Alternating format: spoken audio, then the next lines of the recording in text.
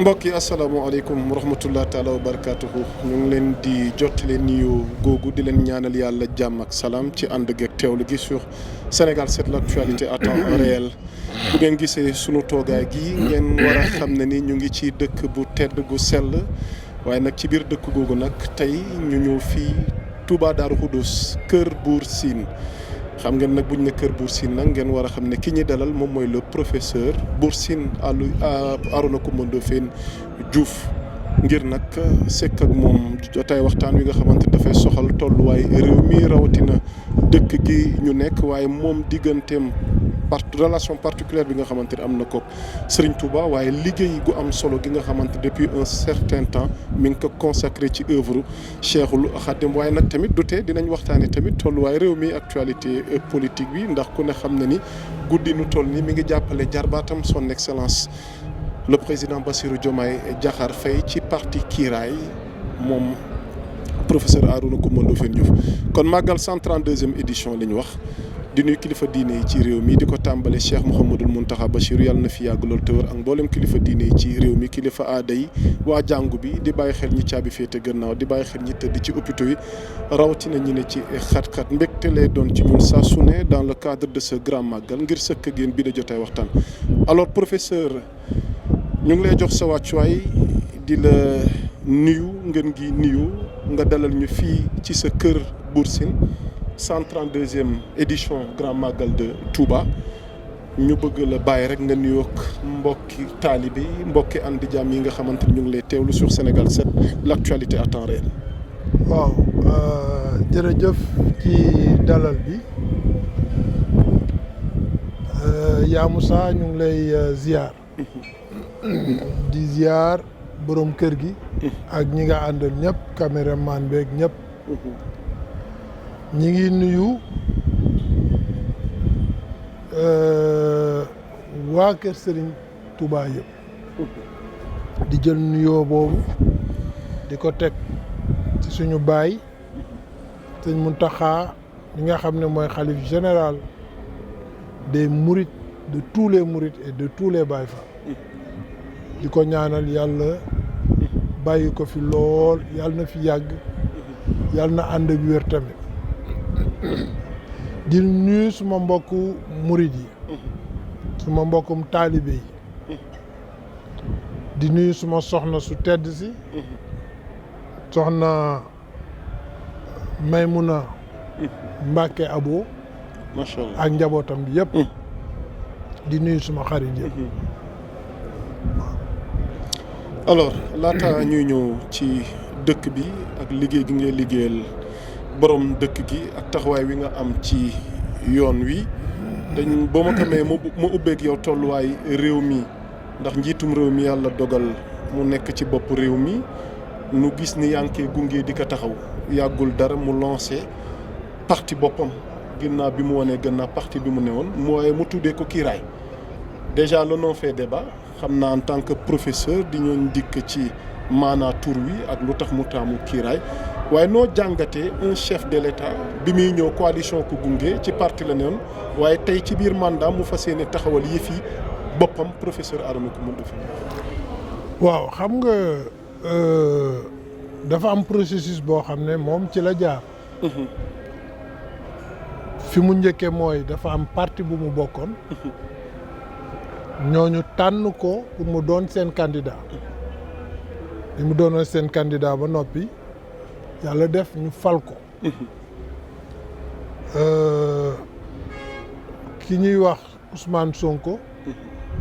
moom moo ko joxoñ ndax moom ci parti bi moom la ñu tànnoon. mu war a nekk candidat wu parti bi. yàlla def mu am ay gàllankoor mu joxoñ le président son excellence Diomaye ne ko yow yaay man maay yow loolu mooy Sonko mooy Diomaye ñu ànd nag ci ànd bu rafet ci li ñu gis dès le début ànd bi boo xam ne wax dëgg yàlla ñoom ci li ñu mun liggéey nañu ba fi nga xam ne mënatuñu ànd ci liggéey ku ci nekk nag joxe nga sa raison bi nga xamee ne moom le président joxe wax na ko jarul ñu ciy dellu si waat raison bi nga xam ne tamit moom la Ousmane Sonko joxe wax na ko jarul ñu ciy dellu si waat ndax nettali xuloo la dëgg la mais fii ñu toll mooy waaw yàlla def na séparé wu nañu ku ci nekk dem nga sa yoonu bopp ok ku ci nekk tamit sa yoonu bopp boobu da nga jël ses responsabilités ànd ko ak ñi nga xam ne ñoom nga mun a àndal ba yàlla def le président Diomaye xalaat ne ku nekk président la fa indi mooy base politique ok politique mooy fal président de la république ok politique mooy fal député politique mooy fal maire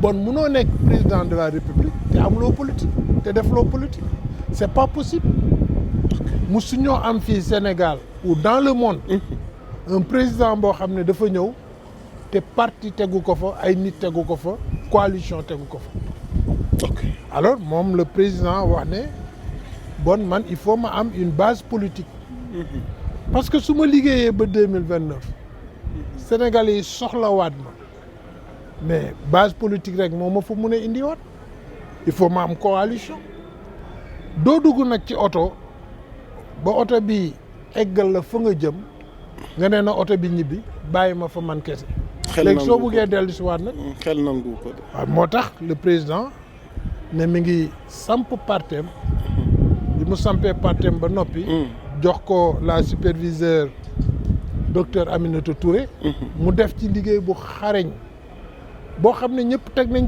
ci seen bët en un laps de temps lii macha allah xéewal la parce que ci lu gàtt organiser na le parti du président organiser na d'abord la coalition organiser le parti du président ba tey jii egsi ci ñu créer le parti du président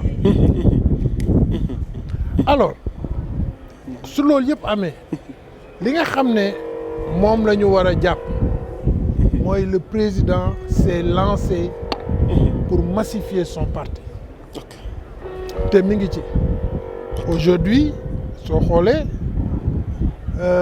ci Sénégal ci 557 maires yi ñu am fexe na ba 380 ñëw ci moom ànd ak moom mais mu ànd ak coow mais coow boobu le cas des maires ça fait débat ndax li ci ëpp APR lañ jógee déjà sax le député Amadou Ba mi ngi bëgg a dugal benn proposition de loi pour ces maires transhumants waaw qu'en pensez-vous léegi waaw su fekkee maire yooyu waaw que ñu jógee APR que ñu jógee Pastef waaw que ñu jógee feneen ce sont des Sénégalais ok yoo xam ne dañu bëgg a ñëw ànd ak seen président parce que xam nañ ne le président Diomaye ci li mu leen woo dafa méngoog lëkkaloog ñoom li nga xam ne yaakaar nañu ne noonu la Sénégal war a doxe ok donc fi mu nekk amatul ay baatu transhumance baatu kii fii la jóge ba li am solo mooy le président woote na Sénégal uy si nañ ko soo xoolee keroog lancement bi je pense que di nga xam ne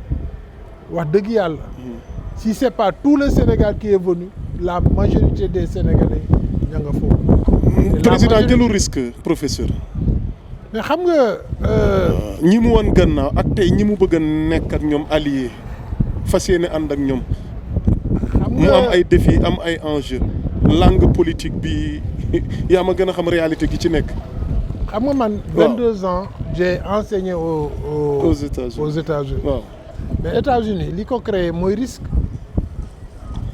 soo risqué wul doo am dara fii rek Afrique ngay gis nit di bañ a jël ay risques mais tous nos projets c'est des risques soo jëlee ne da ngay créer une société nouvelle mais risque nga ci duggee xamoo ndax day jël donc l'ambition les projets il faut nit ki am jël ay risques et le président a eu mais risque nag du n'importe qui moo koy jël un non courageux mënul jël risque le président a été courageux ba xam ne àndateeg ñoom du ko arrangé ci defar Sénégal il a pris ses responsabilités c'est un risque qu'il a pris risque de faire face à Ousmane Sonko risque de faire face non pas à Ousmane Sonko à tous ses adversaires politiques d'abord parce que dafa xam ne aujourd'hui fi mu toll ñu dénk ko Sénégal mu prêter serment en 2029 c'est pas Ousmane Sonko qui va venir faire le bilan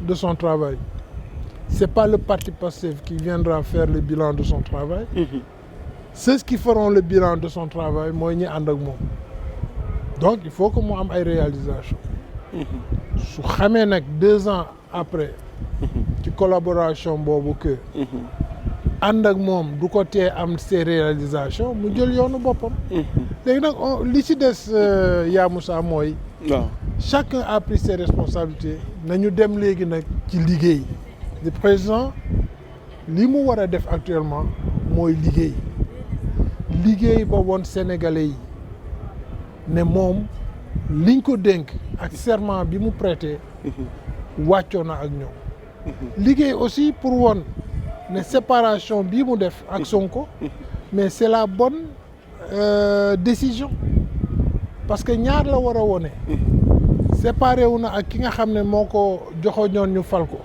donc war na leen won ne man séparation boobu lii la indi war na ko wone deuxièmement mooy serment bi mu joxe avec un programme boo xam ne moom la doxal programme boobu tey war nañu en 2029 mu ne lii laa ci réaliser sénégalais yi suñu amee confiance yi moom mun ko falaat bon benn parenthèse laay def moi j'ai toujours dit au président Macky Sall que 5 ans doyul ci président pour mu yore Sénégal 5 ans dafa gàtt en 5 ans mënuñ ci def toutes les réalisations soo xoolee aussi l'histoire nous a montré que Ablaye Wade ak Macky Sall seen deuxième mandat la ñu def toutes les réalisations mais premier mandat c'est très difficile un président di ci def une réalisation ba am ko donc loolu aussi c'est des débats yoo xam ne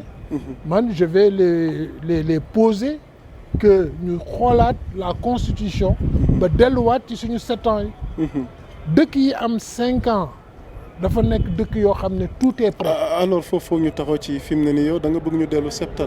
mais 7 ans quinquennat bi yow jàpp nga ni.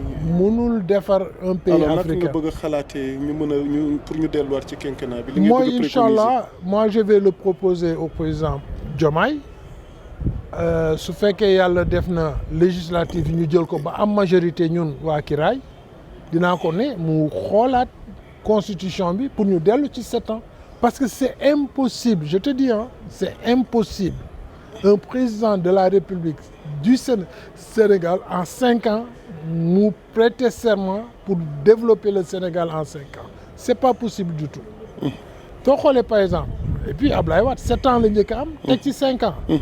7 ans déjà defu ci benn réalisation ci deuxième mandat bi la Abdoulaye Wade soog a def ay réalisation le président Macky Sall kazalika le président Macky Sall on l'a vu bi mu defee 5 ans 7 ans yi 5 ans yi d'abord y avait rien n'était fait ci lañ ko doon waxee ne yow sa vision dépassé wul Diamniadio lu nekk ñu wax ko ci. alors professeur ginnaaw sa njàngat ci parti Kiraay ak défi ak enjeu yi nga xamante ni moom la nar a relever mais ba tey ñu desandi ci leaderu Pastef maa ngi wax ne ndax Diomaye dina mën a adversité bu mu nar a parce que au même moment Ousmane toogul croiser les bras yaa ngi dégg objectif 1 million de militants ci carte yi nga xamante ni soobu na ci di ko jaay. yàggul dara ñëw na ci dëkk bi di Touba ak Mbacké mu yëkkati polémique ndax jàpp nga ni Diomaye surtout que waxtu wi mi ngi jël ay leader wala ay responsable Pastef mu koy indi ci borom waaye teewul Pastef nee na tey lañ gën a taxaw te ñoom bu suba doonoon élection jàpp naa ni Diomaye daanaka du am lim bëgg seen kaw ndax natt nga loolu noo jàngatee loolu. xam nga le président. waaw son excellence. Bassirou Diomaye Faye ne suit pas Sonko toppul Sonko. mais mi ngi jël ay nitam. daf ko toppul. ah ok c'est-à-dire topp ko ci politique. topp ko ci développement réew mi. topp ko ci ay programme c'était son livre. il a son programme. ah ok bi ñu séparé woo ba léegi. waaw le président s'est pris en charge. ànd ak ñi nga xam ne yaakaar nañ ne mun nañu matérialiser son programme. mu liggéey Sénégal pour présenter un bilan su waxtu bi jotee. donc toppul Sonko xam nga léegi je pense que nekk fii di wax Sonko lii la def Diomaye lii la def loolu c'est du passé fi mu nekk dañu nekk ci beneen. mais démission yi ak ñi nga xamante ni ñooy jugee Kambali. loolu c'est normal parce que il a le train qui marche qui roule et les gens vont s'embarquer. et ñenn ñi di jàpp ni y a trahison te moom la ñu askanalee. gis nga affaire trahison affaire nii la ñu demoon nag. c'est la vie. ok ku ci nekk ci ñun ànd nga ak sa xarit séparé wu ak sa xarit mais y a pas le feu c'est pas quelque chose de nouveau au Sénégal. que des amis se séparent. yow ñaata xarit durant ta vie ñaata xarit nga séparé wu. mais pourquoi on veut tuddee yaayam doom tuddee ko doom. mais am na xarit yu def plus moom mu bàyyi. am na xarit yu def plus am na xarit yu demandoo ba joxante ay jabar. am na xarit yoo xam ne dem nañu ba kii takk sëru kii takk sëru si ñu séparé wu waat encore il y a toutes sortes d'amitié et toutes sortes aussi de comment dirais-je bàyyante. donc bu ñu retardé fi mu nekk dañu nekk ci beneen phase bi mooy la. on a un nouveau parti on a un programme on accompagne le président pour qu'en 2029 mu présenter un bilan boo xam ne. dina justifier deux choses yi ma la waxoon. dina justifier serment bi nga xam ne moom la def Sénégalais yi pour yóbbu Sénégal dans le développement sur les voies de la du développement.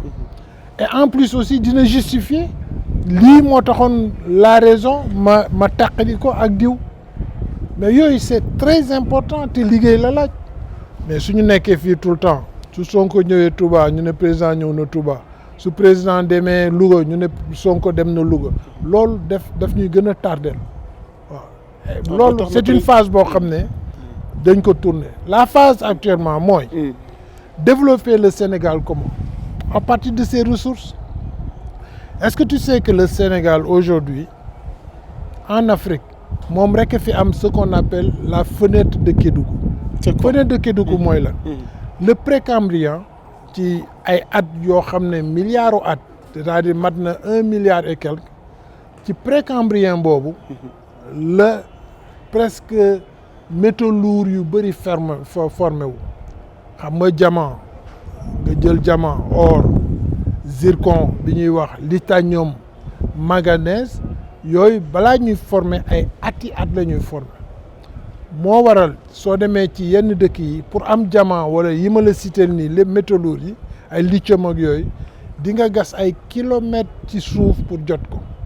Sénégal nag yàlla dafa def loolu nit yi doon wuti ci suuf muy le marbre aussi ma boole ko ci yàlla dafa def mu jël jugement yooyu yëpp defal ko ci kaw Sénégal mu nekk à Kédougou mooy le fer aussi moo tax ñu tuddee ko la fenêtre de Kédougou la fenêtre de Kédougou mooy tous les gisements yi nga xam ne dañu waroon a suulu yàlla may ko Sénégal mu fay mais gisement yooyu mun na développer Sénégal xam nga gars yi fi mu nekk ñu ngi wax affaire pétrole mais pétrole narul développer Sénégal. Ah bon? C'est nos jugements les ressources minières ñoo nar a développer Sénégal parce que bokkul par exemple pétrole déjà balaa nga kaa jot il faut nga investir lu bëri li ngay investir kese pour jot pétrole mat na budget Sénégal toute l'année c'est-à-dire da ngay jël budget Sénégal lu mat 6 000 milliards investir ko pour xool ndax am nga pétrole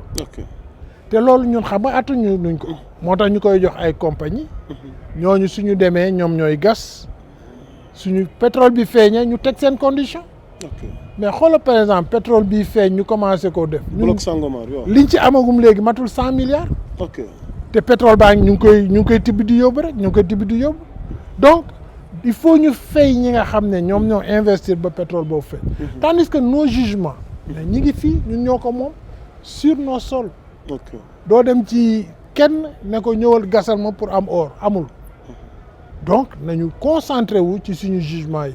On a du phosphate.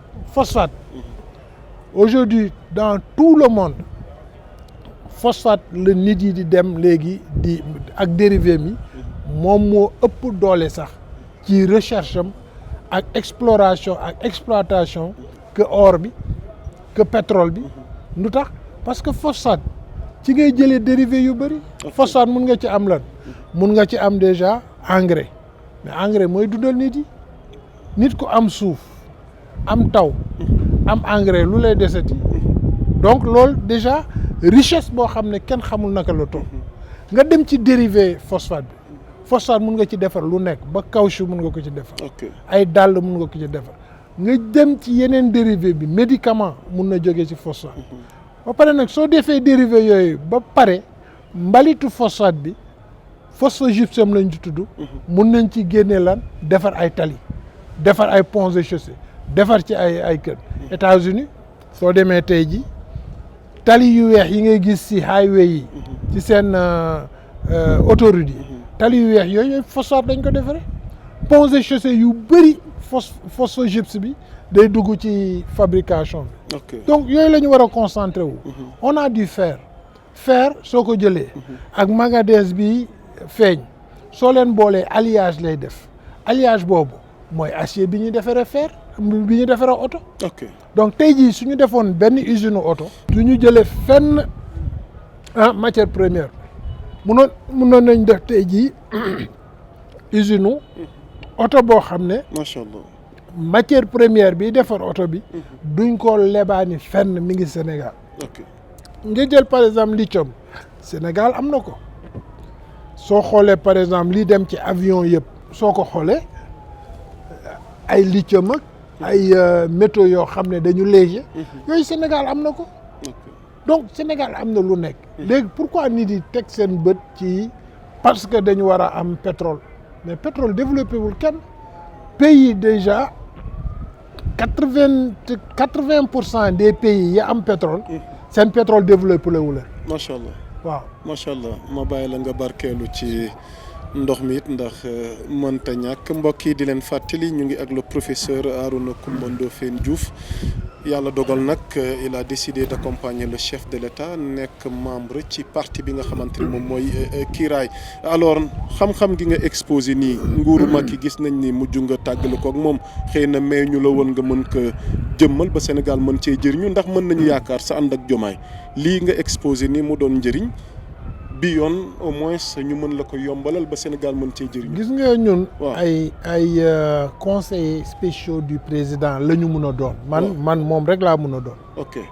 man bugguma doon ay nekk ay ministre de et cetera. pourquoi. pourtant gars yi ñu ngi la ciy sànni xeer. ci li nga décidé jàppale sa jarbaat. en toute modestie dafa bëgg doon lii wala dafa bëgg doon la. en toute modestie. waaw. man. yàlla daf ma may xam-xam bu transversal. man. déjà yàlla may na ma agriculture tey jii suñu bëggoon def extension des sols pour yaatal fi nga xam ne dañ koy béy au Sénégal am naa xam-xamu def extension des sols même dans les sols sodiques c'est-à-dire soo demee ci dëkk yoo xam ne suuf soosu kenn mënu cee béy mun naa liggéey suuf soosu ba ñu koy béy yàlla may ma ci énergie renouvelable le président Macky Sall mix énergétique bi nga xam ne moom la jël def ko son programme man maa ko bind. man maa ko jox. expliquer ko nag niñ ko war a defee mix énergétique. ne ko à 80% mun nañu am suñu énergie boo xam ne.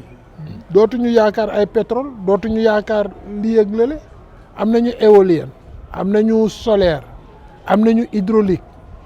Le barrage de Samba-Galou tout de suite léegi mu commencé di produire Samba-Galou on a le barrage de Manantali l'ensemble des barrages déjà constitués au Sénégal peuvent nous donner 500 la moitié de notre demande en électricité nga teg ci éolienne on peut aller jusqu'à 200 teg ko ci même léegi énergie dañ koy jëlee ci océan gis nga vague yii di dem ci géej gi. courant dañ soo demee Japon moom la ñuy taale. exactement toutes les villes riveraines du Japon énergie vague yi ah moom lañ ko donc yooyu c'est des programmes yoo xam ne man yàlla may na ma ci xam-xam macha allah ba ma nekkee le président Macky Sall maa ngi ko koy jox parce que ñun conseillers yi on ne demande pas de s'afficher man maa def li daal def li tout appartient au président parce que président mooy sa employeur donc loo xalaat ba togg ko ba jox ko moom moo koy divulguer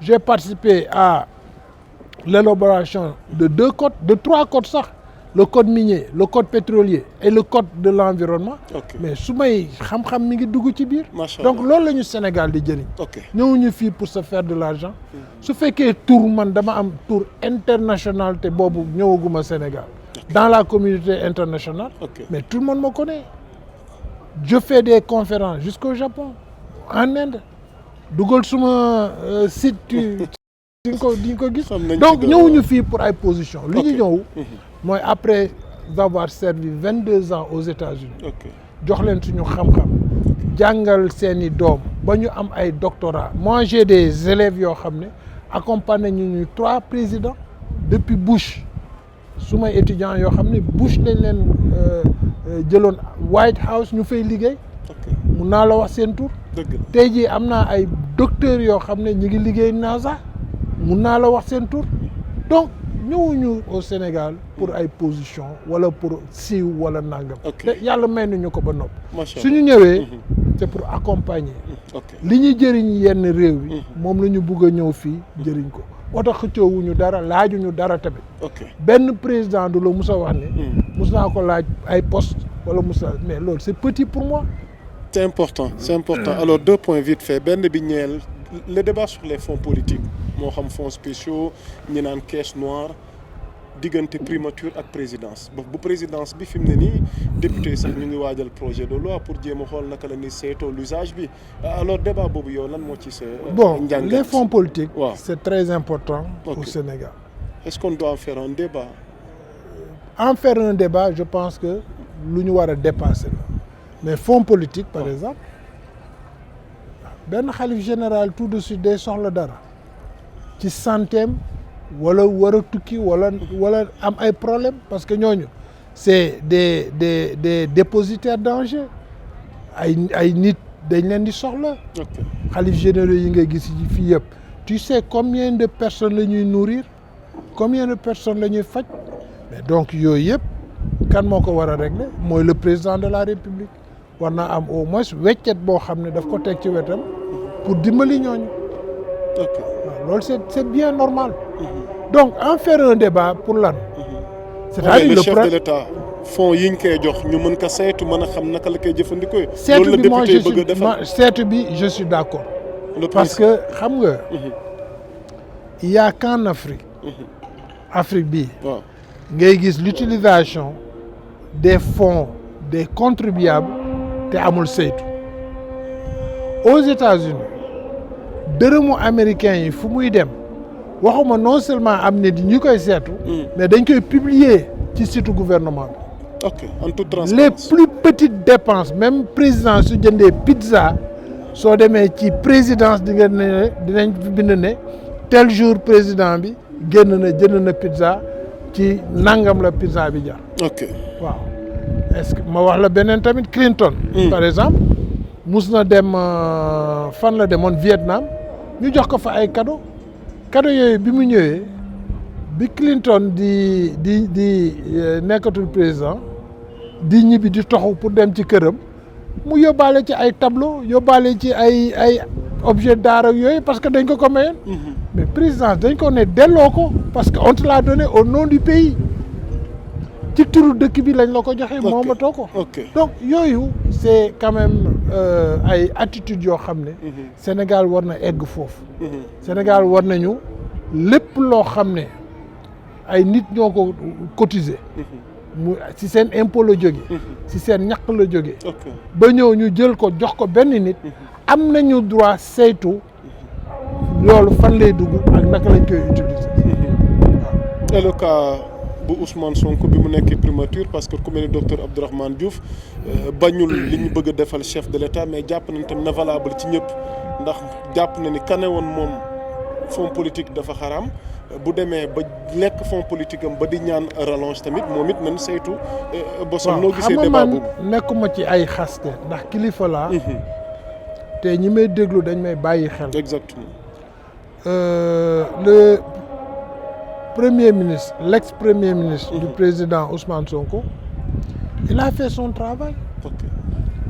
Léegi aboutissement travail boobu ki nga xam ne moo doon son employeur muy le président de la République moo ne satisfaire uma ci moom ñu arrêté fii soo demoon laaj le président lu tax àndatuma ak Ousmane Sonko dina la ne lii ak lii moo tax parce que c'est pas fait au hasard du def ko bañ du def ko tudde na ko doom ñaari yoon ci waa këram yaayam ak moom ci boppam donc xam nga kooku bañu ko mais su demee ba ne suma accompagnage fii lay yem ak Ousmane Sonko moom am na ay raisons yu muy joxe léegi ku nekk dem na sa boor kii mi ngi liggéey waratuñu delluwaat di gëstu lan moo ko waral di gëstu lu nit waxoon li nit defoon ak yu demee noonu daf ñuy tardé rek. exactement te man kilifa laa wax dëgg yàlla. c'est important on termine ci actualité bi ak sondage bi nga xamante ni moo génn ñeel candidature Macky aux Nations Unies naam jëlul ndaare waaye daanaka sori na ci course bi am na ñu ko devancé. man dès le début laa wax Sénégalais yi Macky day bluffer les Sénégalais. foo ko teg professeur.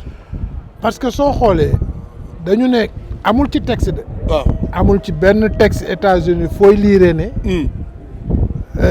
secrétariat général. dañ koy awante amul. waaw élection la ñuy wax mais dafa am benn tradition mooy loo xam ne dañu toog ñu waxtaane ko.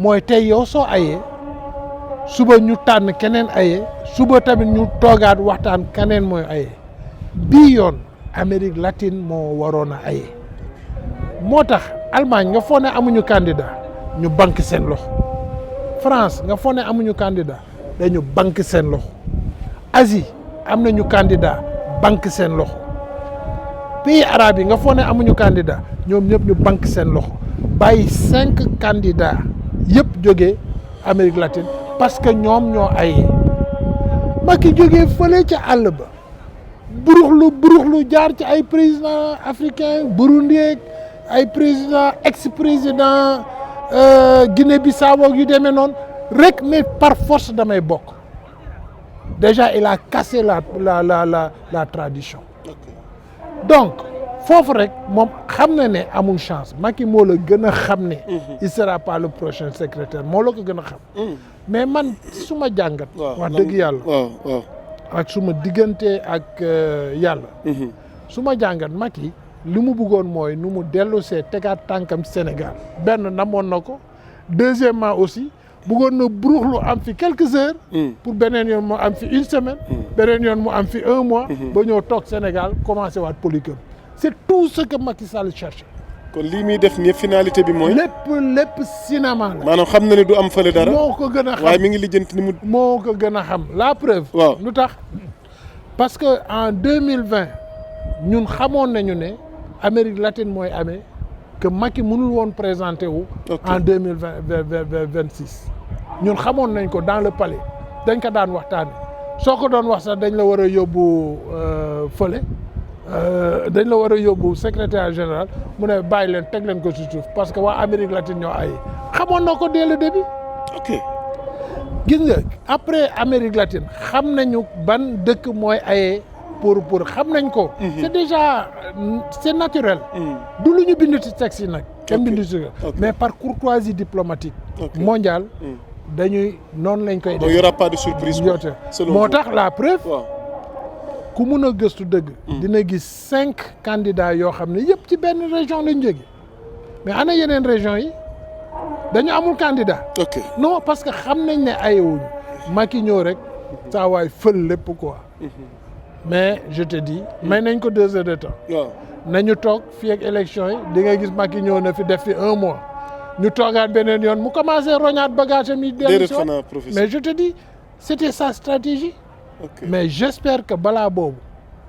mais am ñu jàpp ni sa jarbaat moo yombal loolu am na ñu ne sax alliance am na diggante. xam nga dafa am une diplomatie mondiale boo xam ne. waaw ñun xamuñu ko est-ce que xam nga ñaata président peut-être xaw ma ko fekkewu ma ko gisuma ko mais dama supposer ñaata président ñooy woo le président Diomaye na ko bàyyi ko mu ñëw jaar rek courtoisement ñaata parce que xoolal ñun aujourd'hui Sénégal fan la ñu toll Côte d'Ivoire dañuy dimbali Togo dañuy lebal xaalis donc beaucoup de pays africains fi mu nekk dañ leen soxla pour ñu dimbali ñu parce que suñu Macky a mis ce pays par terre Macky est parti en nous laissant une dette boo xam ne dans l'histoire des pays musul am jël Sénégal yóbbee ko de 34% de son PIB jusqu'à 132% de son PIB musul am ci benn dëkk ci àdduna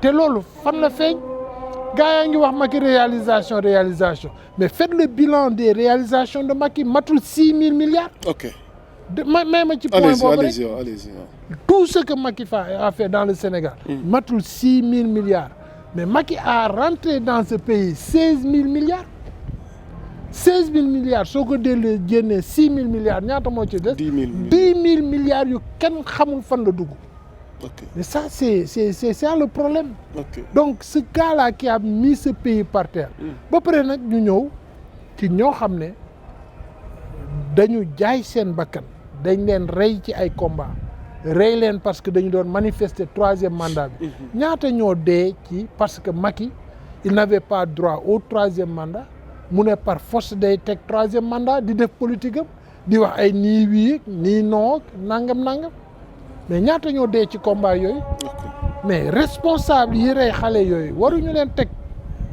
àtte leen seen parents yi ak ñoom seen bopp ñu seen suuf sedd mais yooyu yëpp Macky daf ci war a répondre donc je pense que avant la fin du mandat de ce président de la République de monsieur Bassirou Diomaye Faye dinañ def haute cour de justice Macky àtte ko mu dellu ci Sénégal ñu juger ko alors ñu jeexalee jotaay waxtaan wi nag ak dëkk bi 132e édition Magal Touba bi nga xamante ni Cheikhul Khadim Cheikh Ahmadou Bamba Khadim Rasoul moo ko woote alors professeur ku ne xam na ni taalibe nga loolu moom nekkatul débat waaye en même temps ngay bind kat di bind ci borom dëkk bi di bind ci dëkk bi alors tey ñu toll fii ci njëriñal màggal gi ñu ngi natt sax naan 600 et quelques milliards la nar a impacté ci économie dëkk bi ñu war a séntu lu toll ci 7 et quelques millions de sénégalais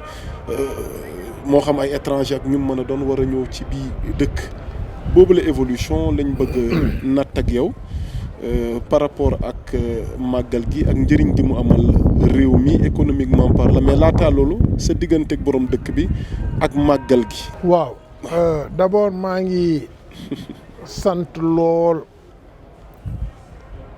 Serigne Touba. jërëjëf. di sant tamit suma baay suma goro sëñ Abo Mbacke. moom Cheikh Mouhamadou Fadel radiyallahu anhu mi nga xam ne. waaw. ba ma ñëwee ñaan ko doomam. waaw muy soxna May. macha allah. dama ko yombal. ba pa nag gën a façade kóllëre maam yi muy Buur Sine ak Serigne Touba. jërëjëf. donc maa ngi ko ci sant di ko ñaanal. fan wér-gu-yaram. jërëjëf. di ko sant tamit. waaw ci chance bi ma am soxna su mel ni moom. wax dëgg yàlla ba ma ko joxee ba léegi. man de musuma am lu ma naqadi ci moom. ba maa koy ñaanal moom yàlla may ko barke. macha allah. may ko ay doomam. macha allah defal ko gudd fan yàggal ñu lool. waaw ndax yëg naa mbégte boo xam ne ci soxna si ma may. wax dëgg yàlla su fa xéewal yi yemoon rek. man fi mu nekk am naa lépp. waaw macha allah ndax loolu moom may la. yàlla na yokk. gis nga yaa Moussa. fii nga toog. daaru ñu ngi ci pencum Daaru Xudus. fii nga toog ci biir kër gi. fii kër gii nga toog kër Buur Sine. fii yëpp àll la woon. ok. soo tourné fële gis soroor bële. waaw mooy mooy jumaa Daaru Xudus. ok. ab kii la woon espace bu tuuti. boo xam ne dañ ko sàkketoon def fa benn naka la tuddee néegu ñax ah fa la sëñ bi daan duggee xalwa jumaa ji nga xam ne moo nekk suñu ginnaaw moo doon kër Serigne Touba soo xam ne am na benn carré boo xam ne fi sëñ Touba dëkk fi ñu ko denc actuellement moo doon néegu biiram beneen sooroor bi moo doon néegu sëñ Moustapha Mbacké fa la suñu maam suñu baay Gaynde Fatma fa la ganee àdduna donc kër sëñ Touba moo nekkoon fii Daaru Xuddoos moo nekkoon fii sëñ Touba da daan jógee këram di dugg ay weer xalwa ci fii ci Daaru Xuddoos fi ko yonent bi fekk kenn moo fi dëkkoon muy sëñ Daaru Assane Ndiaye kër gii la dëkkoon te sëñ Touba moo ko fi joxoon sëñ Daaru Assane Ndiaye rek moo doon dem kër sëñ Touba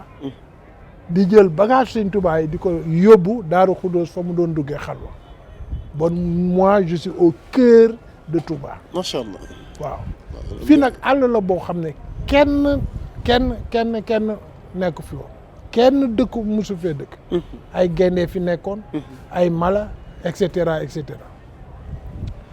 léegi ñu dem ba tey jamono jooju nga xam ne la population de Touba ne faisait pas 6 personnes 6 personnes laa la wax sëñ Touba sëñ Moustapha ah sëñ Fallou sëñ Daaru Assane Ndiaye ah ak sëñ Daaru Assane Ndiaye mi ko doon fekk fël il faisait pas 6 personnes tey jii autour de cet espace gravitent 6 millions de personnes 6 millions de personnes loolu musul am fenn nga war a xam ne yàlla fay na Serigne Touba ok bon su Serigne Touba ne moom Serigne Touba kenn la musul def dara loo xam ne nit di nga ko gis mu def ko nga war koo gëm ci lii xaada wommat na ilaaye jëme ci moom maa loo xam ne lam yo kun yàlla musu koo wommatal nit musu koo def nit musu koo may nit wala yakunu abadan fawli mumkin ne te yàlla dootu ko may nit xanaa bon di nga ko gëm 6 personnes 6 millions de personnes tey ji ñëw di gravité autour de foofu waaye nag loolu daf ko liggéey ndax naka la ko liggéey mooy ba mu duggee xalwa la ko yonent bi sallallahu alayhi wasallam feeñu ne ko li nga bugg ci Touba bii il faut ma nattu la ok loolu moo tax sëñ Touba génn le départ en exil mu génn dem exil bi duñ ko nettali fu nekk jaar na fa lu nekk def nañ ko fa exactement mu dem ba li nga xam ne yonent bi sallallahu alayhi wasallam waxoon na ko fii bi muy dugg daaru Xuddoos mooy jàkka ji c'est à moins de 50 mètres suma kër dëgg la yàlla yonent bi sallallahu alayhi wasallam feeñu ko ne ko sa mission jeex na wax ñu loo bëgg xam lan la wax la bi mu dellu see Daaru Marnaan bi nga xam ne c'est sa première demeure bi mu jógee ci géej muy Daaru Marnaan dafa ne yaa maalikal mulki yaa man jalla an hawadin irham jami'al wara yaa hadiyan radaha su ma dembeek su ma tukki bi su ma dellu see lépp lu ma nit musa def jéggal naa ko baal naa ko ñu ne ko wax xéewal yi nag ndax yàlla daf la defoon nattu nga dem léegi pay bi anamu mu ne ijhar yu jooxi ilaa xaw mi sahadatuna wal takfinal yow ma jamxil xalqi niiraana pay boobu yëpp ma yàlla def ci méttit boobu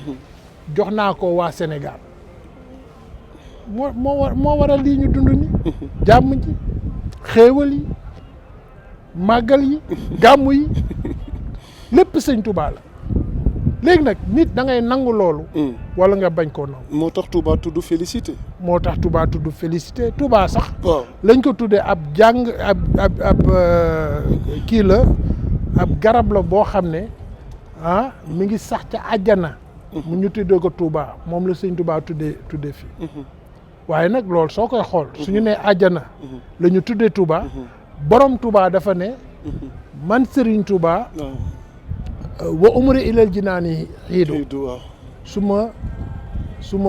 suma dund bi yëpp feet la ba àjjana bon xam nga bon ñu ngi ci àjjana exactement mais xoolal li xew fii rek kër yu rafet yi soxna yu rafet yi bernde bi yére yu rafet yi moom léppam feet lépp Serigne Touba la waaye nag du tax mu meññ ko dafa ne walaa niya labraaru fii uqraaya wan xaadiri bi la yàlla daf ma booleeg képp koo xam ne ànd naa ak man Serigne Touba.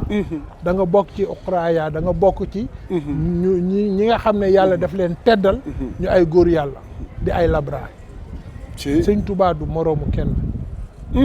Serigne Touba. waaw du moroomu kenn li mu am kenn amu ko. nga xëy Serigne Touba am nga xëy kenn amu ko. nga xëy di bind ci moom. waaw mu xëy nag nga wane beneen facette professeur ndax science lañ la xamee woon. c'est ça professeur xëy dévoilé beneen facette de poète d'écrivain nga consacré nag say réflexions ci Serigne Touba ak njabootam ak dëkk bi. gis nga livre yi ma bind ci Serigne Touba. waaw bëggaguma ko feeñal léegi. ah bon. ah non bëggaguma ko feeñal léegi jotagul parce que c'est des messages que je laisse ah. nit ku nekk da ngay am jaloore ak manoore yoo xam ne. da nga ko war a bàyyil sa nation. Serigne Touba mérité na ñun guddi ak bëccëg ñu toog. di wax jërëjëf Serigne Touba di ko bind ba livre bi fees ñu jëlaat beneen livre di ko bind Serigne Touba li mu defal Sénégal li mu defal l'humanité xoolal la vie de Serigne Touba xoolal par exemple ku la ne lii yëpp Serigne Touba def ah c'est en moins de 100 ans quand rien n'était rien le Serigne Touba émergé Serigne Touba ñëwul ci dëkk ñu ne ko jëlal kër ga loola espace bële demal nga toog foofu nga déedéet dafa créer loo xam ne c'est parti de rien. Touba est parti de rien.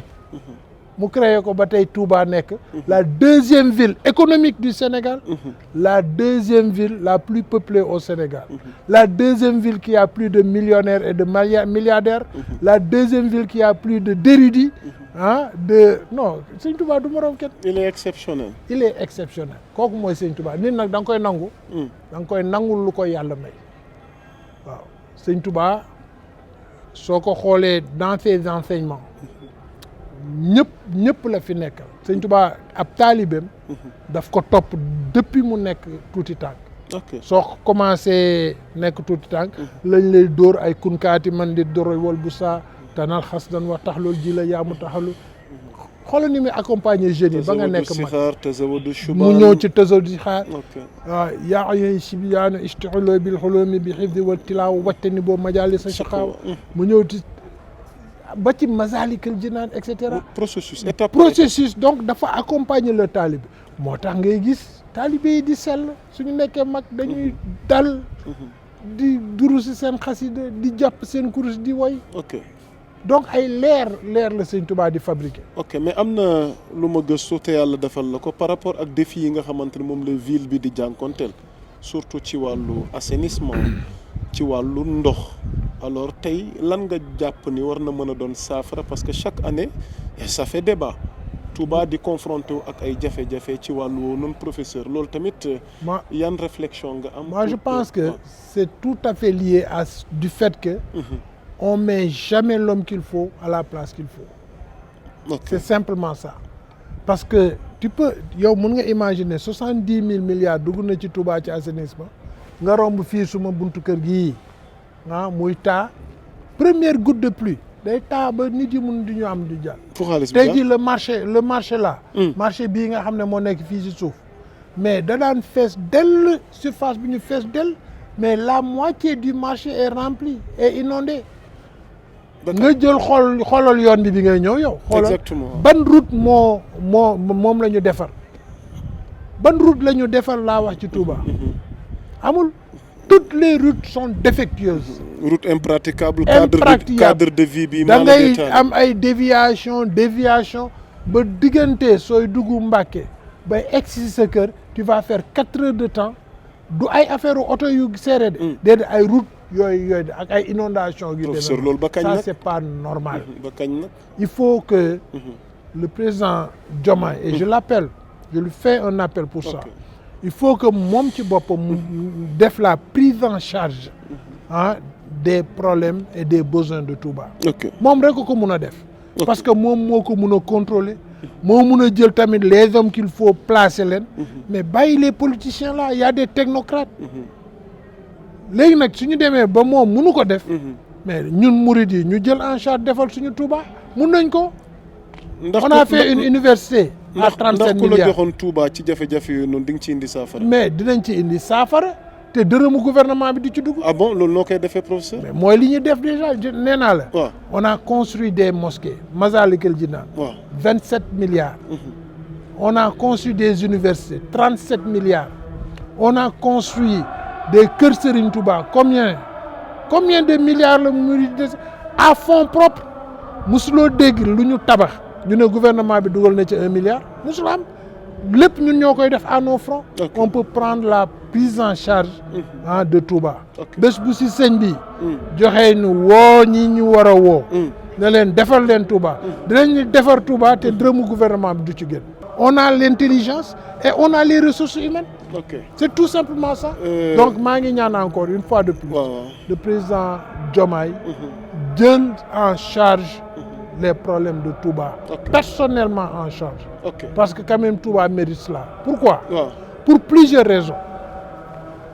li Touba di dugal ci économie Sénégal aucune ville même Dakar du ko dugal ci économie Sénégal Dakar amul màggal Dakar lan la am au plus tabaski te tabaski ñëpp dañuy quitter Dakar dem seen village yi di tabaski. Donc Dakar lan lay dugal ci loo xam ne ban manifestation la ñu xam ne Dakar dugal na 100 milliards wax ma benn fête rek bu Dakar di organiser fii ñaata màggal moo fi am màggal bu ñëw ay milliards ñoo fay dugg. Mais milliards yooyu yëpp fan la jëm gouvernement bi nga foog ne amul ci ay impôts yu muy fay nga foog ne amul ay taxes yoo xam ne day gouvernement ndox boo fi jënd gouvernement bi am na ci. naka la tudd courant boo taal gouvernement bi am na ci yére boo sol gouvernement bi am na ci lekk bi ñuy lekk Touba boo gis. gouvernement bi am na ci. mais kooku ñaati milliards lay dugal. Donc il n'est pas actuellement. Tant que ñu jël en charge respecter quand même la ville de Touba. Touba n'est plus un village.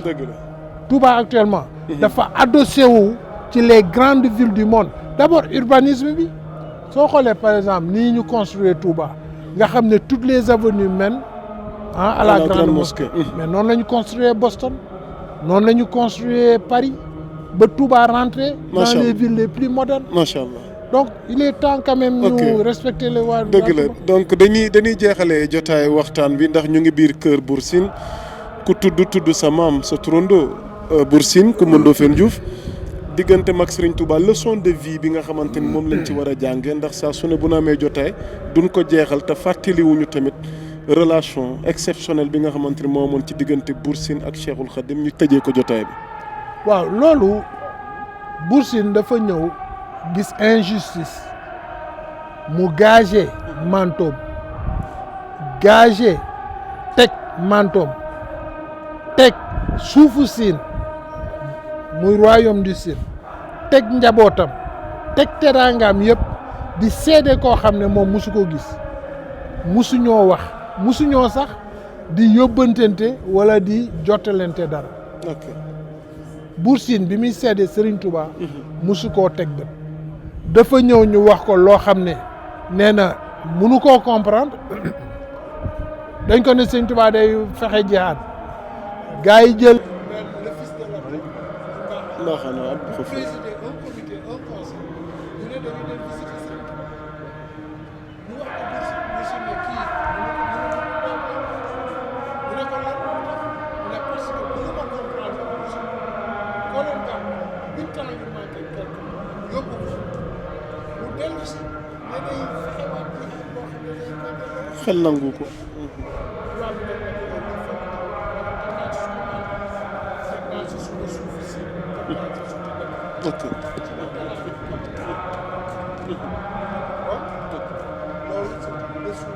macha allah jërëjëf. ok macha allah jërëjëf.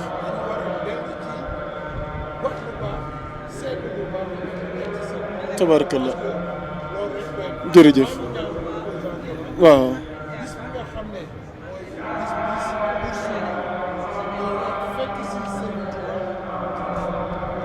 di dëggal seede bu ñu ko seede woon tam le 13 juin. def ko journée nationale des valeurs. incha allah jërëjëf amoon nañ mbégte professeur doyalunu waaye tàggoo bu dul kii rek looy jeexale looy tëjee professeur. sa kàddu gu mujj tàggoo bu dul tàggatoo rek sa kàddu gu mujj waaw.